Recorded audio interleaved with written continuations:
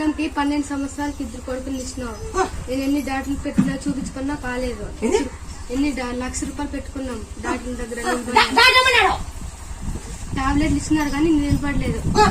ఇప్పుడు వచ్చినాక నిలబడింది.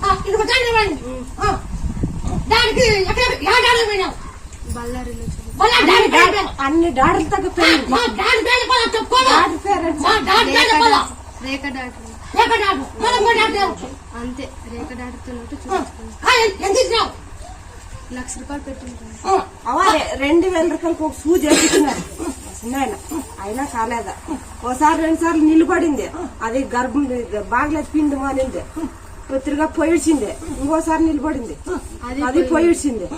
ఇట్లా ఏడా మా పిన్నమ్మ వచ్చి నీకు ఏడా నిలబడింది కదమ్మా, 2 కొడుకులు అయినారా, ముత్యాలమ్మ తప్పినాక నీకు అయినారంట, రామ్మా పిలుచుకపోదువా అని వచ్చింటే ఇంటికి